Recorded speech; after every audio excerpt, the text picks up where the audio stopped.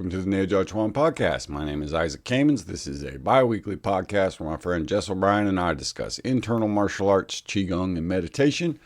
This week we continue our discussion on Tian Zhou Lin, the Yang-style Tai Chi practitioner. We talk about his later life, his teaching style, and get a little bit from one of his students about him.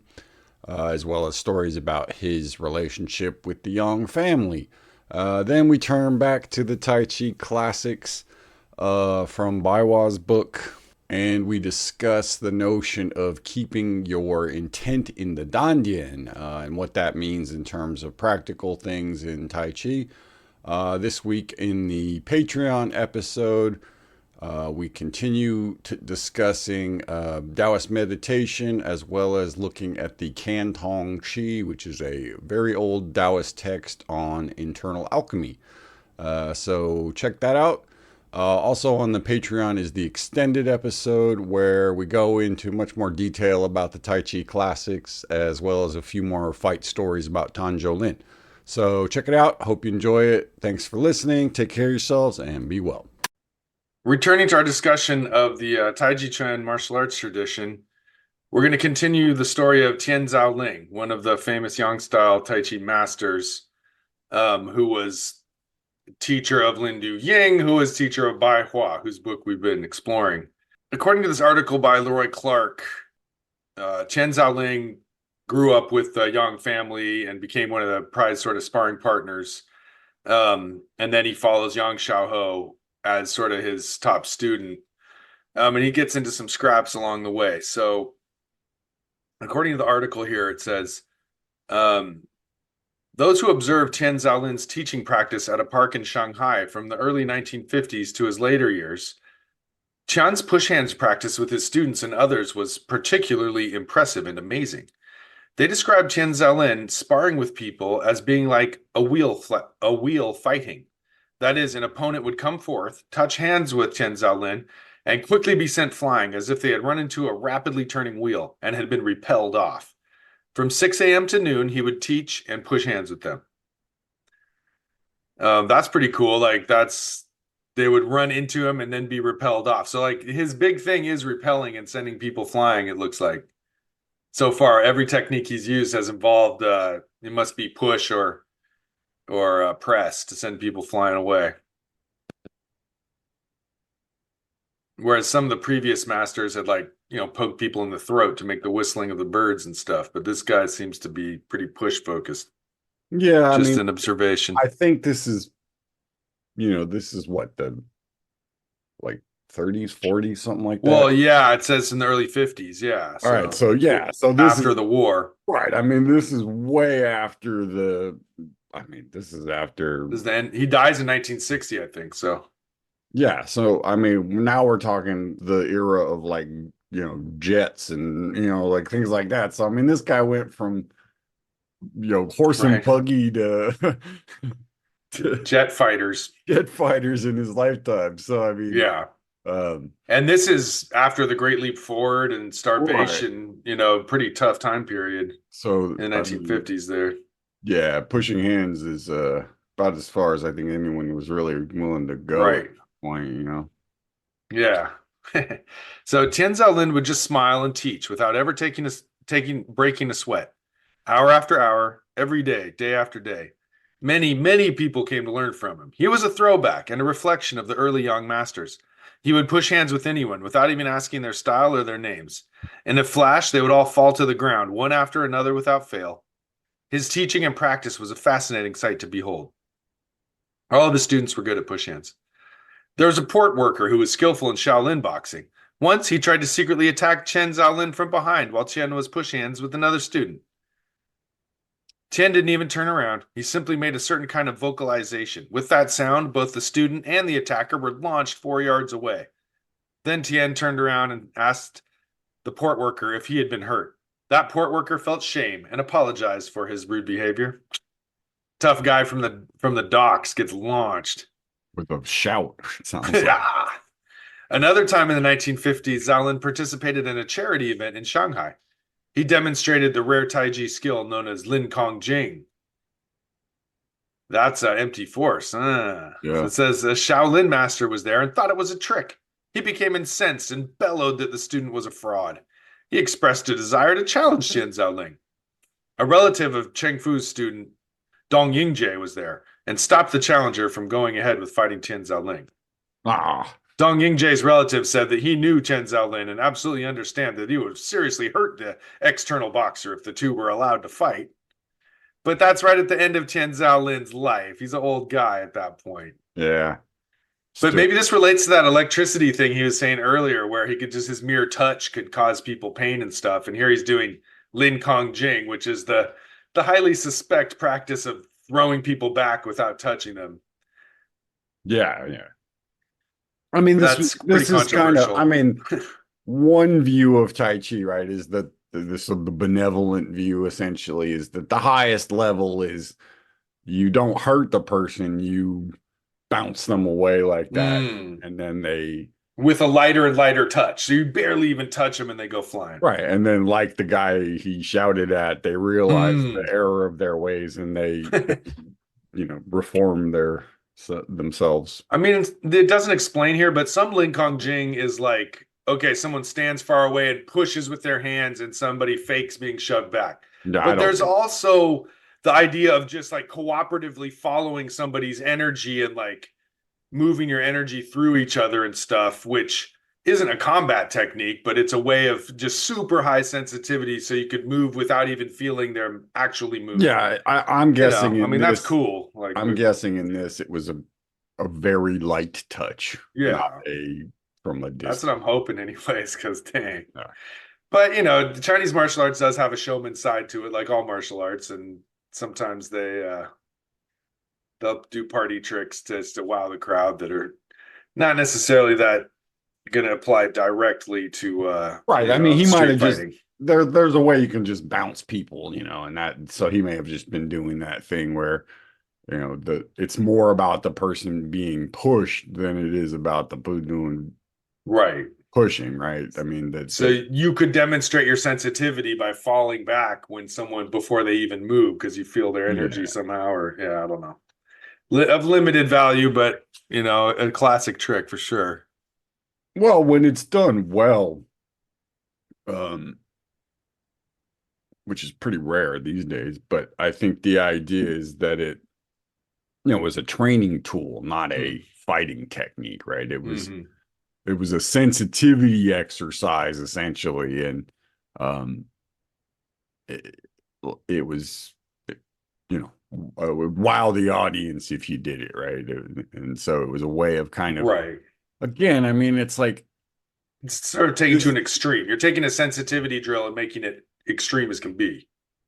I mean, how do you show fighting skill without fighting? Right. Right? I Push mean, hands is that's as good a way as any, right. right? I mean, that's because that's kind of the situation they were in, right? It was like the era of the Lei Tai, 1928 competition where everybody gets together from every different school and they all, duke it out. That was gone. And it was like, Yeah. there were not that many people still floating around who were Right. I doing mean, it the come old on. way. So if you ran And with into a a mass starvation going through society, it's probably not like the greatest time for exactly. I martial mean, there's a arts, right? lot going on. So, I mean, I think that's where just the fact that he was teaching at all was kind of Right.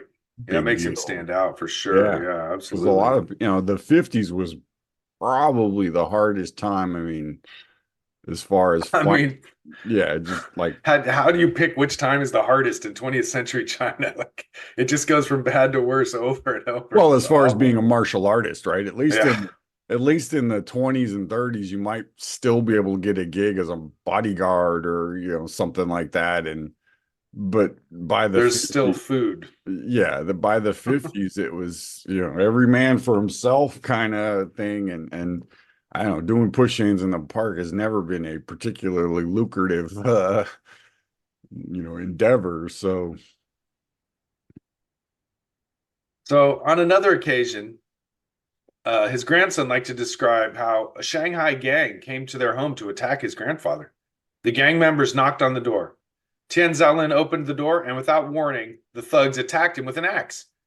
Tian Zhou Lin managed to thwart the attack and struck the thugs, launching them all out. They fled immediately before Tian could follow up. Interesting. Again, he just launches them.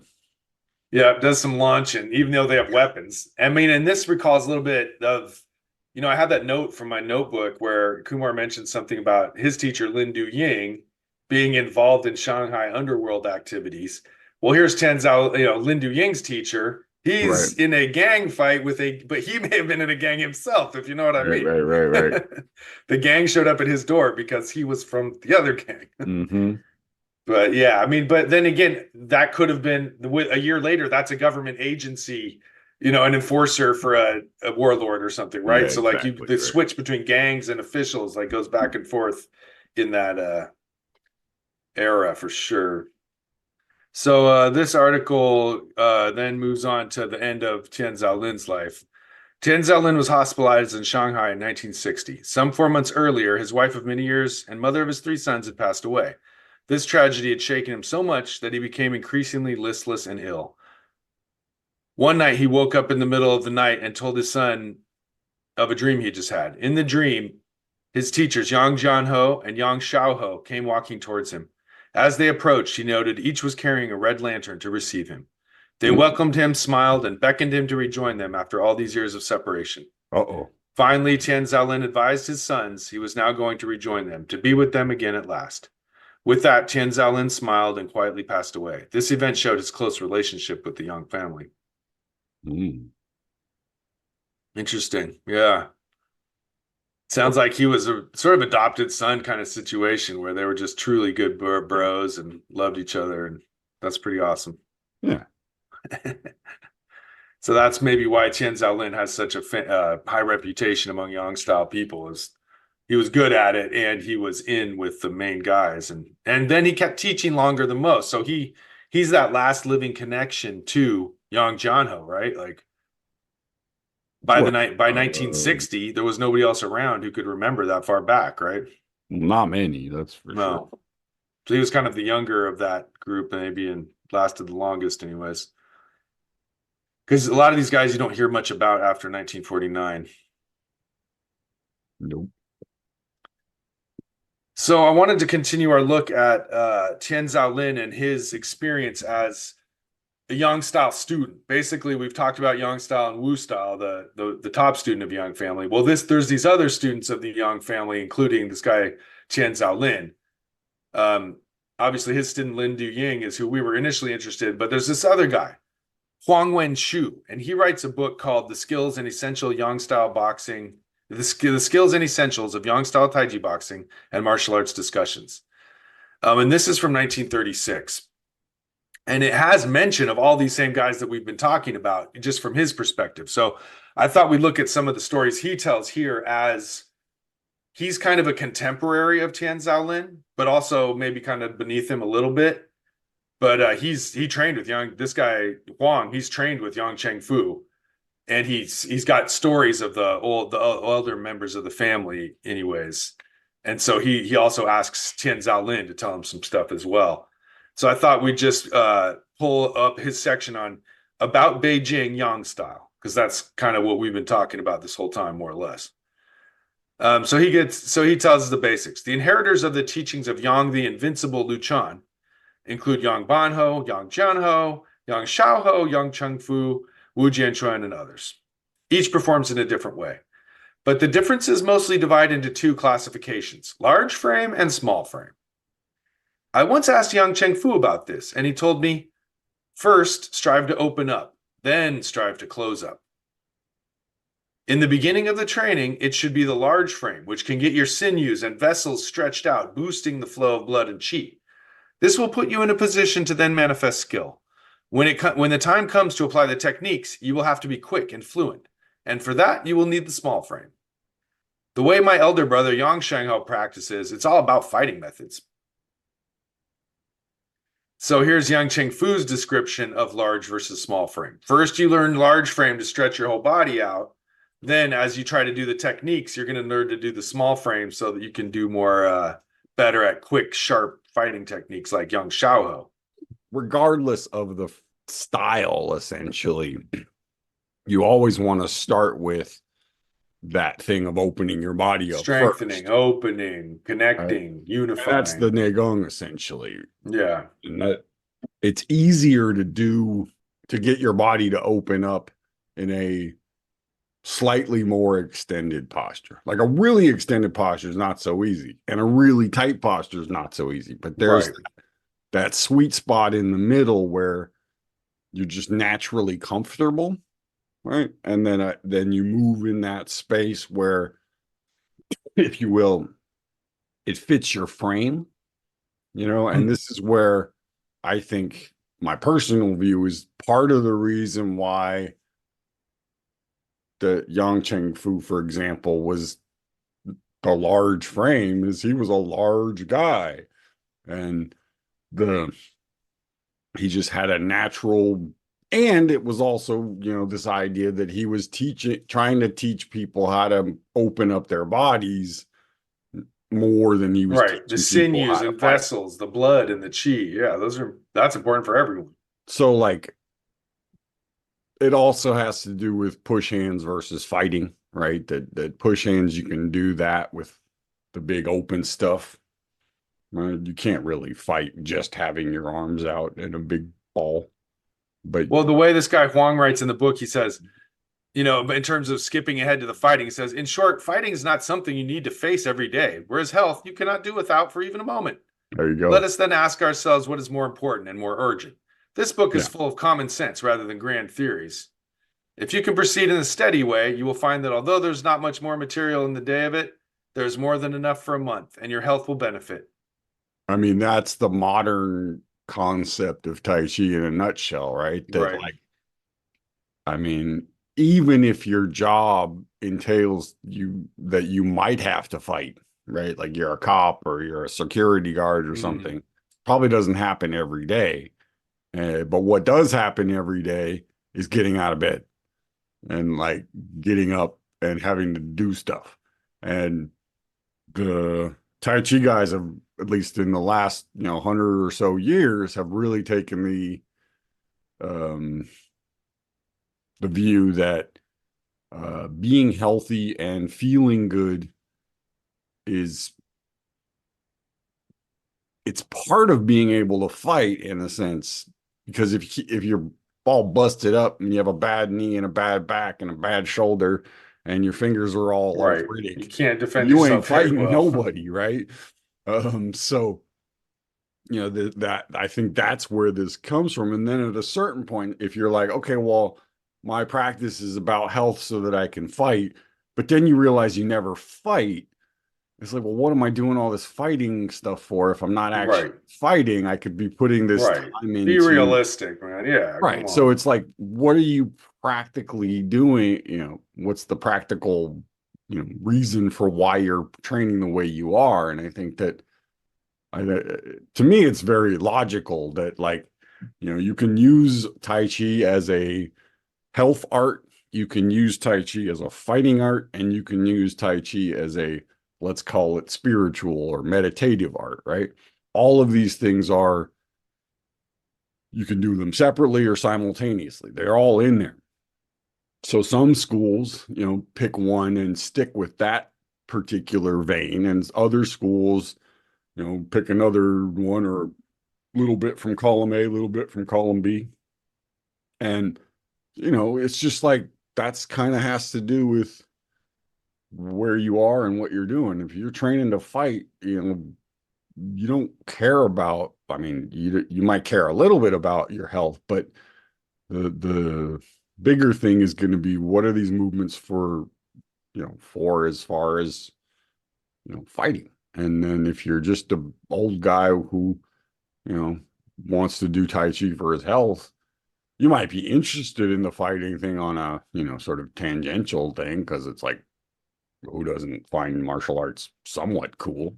But that's not going to be your focus. Your focus is going to be like avoiding having a hip replacement, or, dealing with your arthritic shoulder or something, Right. right? So Yeah, I mean that's the reality. So, and they've been talking about that since 1936. So it's at pretty least, I pretty well mean, known. He yeah, says a typical student nowadays They usually want fast results, hoping to be given Taiji boxing skill in just a few steps and attain decades of learning in just a few days. Yeah. So then he goes on to talk about the boxing set of Chang Fu, who is Yang Shengho's younger brother. Mm-hmm. So he says the boxing set of Chang Fu was stretched out and supple. The techniques soft and heavy rather than sharp and heavy. It has been described as a steel bullet wrapped in silk, for there is hardness within the softness. Taiji boxing enthusiasts have all welcomed his version. Yet there are still those who are reluctant to push hands with him, because every time he issues power or someone is struck by him, that person falls down more than 10 feet away. His students still have a hard time bringing themselves to experience his power. I have often asked Yang Cheng Fu why the teaching has to be done in this way. He has said, if it's not like this, if there's no demonstration of power, if the teaching is casual and vague, why should people come for it? Wouldn't it just be a waste of their time and money? So people don't want to push hands with him because he keeps slamming them all the time. That's pretty dope. He's like, hey, come on up. I'm just going to throw you back down, you know? Well, and again, I mean, it goes to this thing of if you come at somebody with everything you've got and they can just kind of boink and push you away, that's pretty like they don't even have to fight me. They can just kind of bounce me away. Right. Their skill's so high that you get ejected. I mean, and more than 10 feet. I mean, so the students had a hard time bringing themselves to experience his power, which if you've been in a martial arts group, there tends to be a few who come to the front and the rest sort of stay back and don't want to be beaten. Yeah, I was always first. You're more of a front of the class type of guy. I was always right there, like, let's go. So the next thing he says is, in the autumn of 1929, Yang Cheng Fu became the dean of the Zhejiang Martial Arts Institute. I have often pushed hands with him. Sometimes when I tried the double-handed push on him, he would seize the opportunity to pat my chest. And before his fingers had even touched my jacket, there would be a dull pain in my chest for a moment. As to why this would happen before his arm had even made contact, how could I feel this pain? Could this be said to be some sort of boxing art folktale? I asked Yang Cheng Fu about it, and he said, after all this time, I still don't understand how this internal energy stuff works. I love it. That's awesome. He's like, this is Nate Gene. He's like, look, I just strike and you fall. I'm not going to explain it. Because honestly, it's true. Like, when you get beaten by your teacher, you just take on what they do and beat other people up with the same thing. But you can explain it, but you don't need to explain it. You can make up whatever explanation you want. Like, it comes from the teacher to student. That's kind of how it happens. You can't think about this stuff. In other words, the explanation of Tai Chi can't create Tai Chi. The person-to-person transmission is how you create Tai Chi. Then you put the explanations on top of it. I mean, it's the Tao that can be told is not the eternal Tao, right? I mean, how come we always end up saying that? Well, because I mean, it's really like, what that's really saying is that I can do it in the moment because of the training that I've done. Yeah. And I don't know why it does it what it does, but I know what you need to do to be able to do that. Right. I mean, you could explain energy moving through one, acupuncture meridian to the next or whatever, like, and many people do, but at the same time, it's that doesn't, like, look, I just do it. But that doesn't help you. I mean, you could know all of that and you still wouldn't be able to not be able to do it, right? Whereas if you can do it and you may not know any of that philosophy, but you can still do it. So they're the matter of doing. So now we finally get to the part about Tian Zhou Lin. And that's who we've technically been trying to talk about. So he says, according to Tian Zhou Lin, he said, during the years I was learning from Yang Jianho, I punched him in the gut as hard as I could. But just then he made his belly bulge out, and I fell down outside into the courtyard. He was still sitting quietly on his chair, smoking his pipe as before, as if unaware that he had moved at all. Later on, I also had a bout with Yang Cheng Fu, in which he hit me in the right ribs, and then my left ribs hurt for over a month. These kind of instances depict unimaginable skill, especially considering that Tian Zhou Lin himself is so skillful. With the cleverness of his hands and the heaviness of his power, he is truly no ordinary Taiji boxing exponent, and his skill can be considered to be beyond our reach. But it is not my purpose here to trumpet his prowess. Everyone's aware of Taiji boxing history and already knows that Tian Zhou Lin's a great master. So that's pretty sick. So yeah, he describes punching Zhang Zhenghe as hard as he could, which knocked him back. And then Yang Chengfu smacked him on one side and the pain went all the way out the other side. Yeah. That's the type of Taiji, I mean, Taiji, there's that heavy whipping effect that Taiji at its best just has that liquefied power that's like a snake or a whip, or I mean, that's the best, man. It's soft, but it's heavy, and that's takes skill, there's something cool about that. Soft power. Well, and there's that piece of it being a non-violent martial art in the sense that a big part of the high level of Tai Chi is actually to do it without hurting the person, right? Where in most martial arts, the high level is you hurt them real bad, more. right? So I don't think Xing Yi has anything about that I've heard. I was just going to bring up that I think a lot of when they talk about the original Tai Chi form being this, sharp, heavy, short thing. I mean, they're describing it as the way you would describe Xing Yi, and I think that there's that energy of just, I'm not trying to yield to you and push you away from me or trip you up or bounce you. I'm trying to, the minute you get near me, I'm gonna hurt you. And that's kind of this sort of battlefield mentality of it's you or me, and it's not going to be me. And so it's like a different thing than if you're just like, hey, let's push hands a bit and see who's got more Tai Chi skill. So let's move back to the explanation of the Song of the 13 Postures as discussed by Bai Hua in his book. So we've looked at a few of these quotes about this song. And so now we've reached the next one. It goes like this. Pay attention to the relaxing of the waist and abdomen and to the circulation of qi. So that one's pretty short and sweet.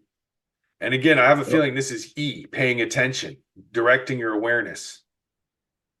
And once again, they're talking about the waist and the abdomen and the circulation of qi, which I feel like we've heard this before.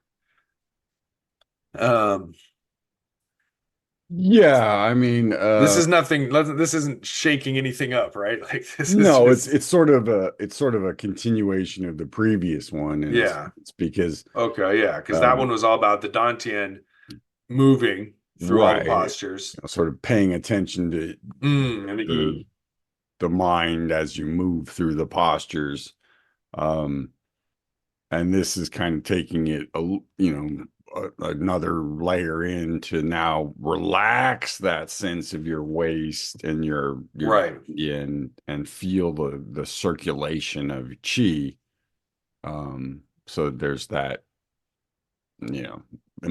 implication of the qi is now doing something. It's not right. You're not we are crawling through this at a snail's pace. Well, you're not just feeling that there is qi with your, it's not your mind doing it now. This is now you're moving into the mind is moving the qi. The heart mind thing, if you will, right? The idea that it's this more subtle part of your intent where it's like the way Bruce put it one time it's actually from the Donahue thing, but he says consciousness begins before thought, right? The idea that before you have the thought of I need to lift my hands up, something has to form that thought, right? And in this, essentially what he's saying is that the thing that forms the thought that pops in your head is your E, right? And then once it pops into your head, you have to now relax it and circulate it, right? So this idea of like once that thing wakes up, it surges. The word he uses tempestuous, right? Which it's like that's a pretty random choice. Tempest tossed and chaotic would be a word you could use. It's a stormy wind, right? It's chaotic, surging, just sort of thing. And I think that it's the implied is that you have, without your mind, this is going to be chaos, but you Right, have to, scattered around. you have to bring all these different things into, one to calm it all down. And the way to do that, to calm down, relax the waist and the abdomen and the movement. So he says here, it is emphasized that in Taiji Chuan, the source of Jin is the Dantien, the center of the waist, which is controlled by concentration, E. And only with dominating by concentration can there be a so-called feeling of relaxing the waist and abdomen and moving of the qi. So again, E is the answer to making all the stuff of Tai Chi work. Without that paying attention and that concentration, you can't unify everything, and thereby the relaxing of the waist and abdomen and the movement of the qi is possible. Like until then, you're clumsy, you're clenched, you're disconnected, discombobulated. You've got that chaotic thing he's talking about. The way to create Jin, the way to create force, you have to use the Dantien. And to use the Dantien, you have to have the awareness of the mind controlling it. Otherwise, you can't create this chain of events, basically. The way I see it is what he's talking about is there's the difference between relaxing something and really going inside of the thing and letting your mind release, right? That just kind of, it's the ice to water, water to gas in a sense. There's stages there. That I can feel my energy and my Dantien as a relaxed whole, let's call it, right? A relaxed piece, a unit, a unified thing of not turbulent energy, right? But that's just the first part of it. There's this second part of being able to really sink into it, is the way Bruce would always say, that you're not